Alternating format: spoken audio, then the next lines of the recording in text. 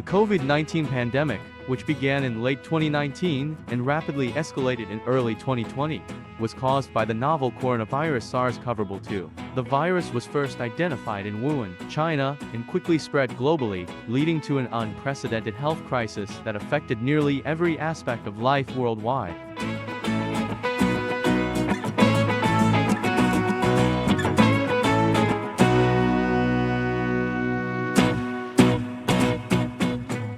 By March 2020, the World Health Organization (WHO) had declared COVID-19 a global pandemic.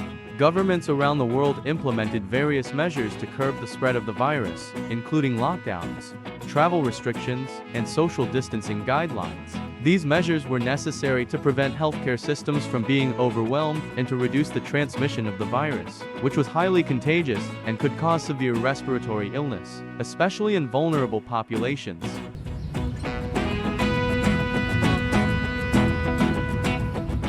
One of the most significant aspects of the pandemic was the sudden and drastic change in daily life. Schools and universities shifted to online learning.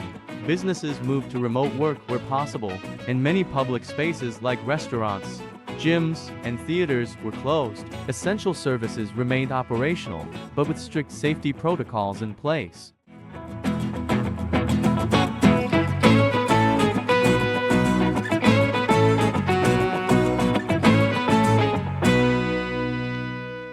Social interactions were heavily restricted. People were encouraged to stay at home and avoid gatherings, leading to a sense of isolation and loneliness for many. The idea of social distancing became a new norm, with individuals keeping at least 6 feet apart from others in public spaces. Masks became a common sight, and hygiene practices such as frequent hand washing and the use of hand sanitizers were strongly promoted.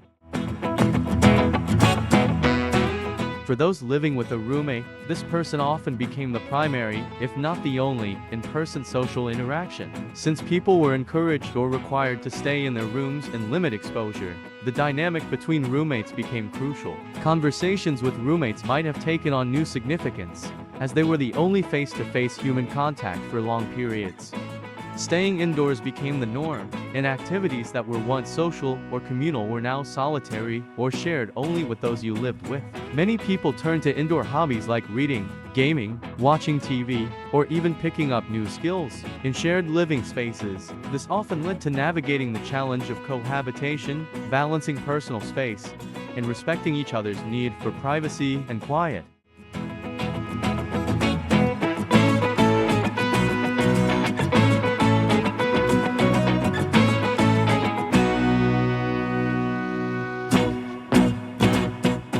Going outdoors was allowed in most places, but even that came with restrictions. You could go out for exercise or fresh air, but it was recommended to do so alone and avoid close contact with others. This often meant solitary walks or runs, where you could wave at a neighbor from a distance but not stop for a chat. Public spaces like parks were quiet, with everyone keeping their distance.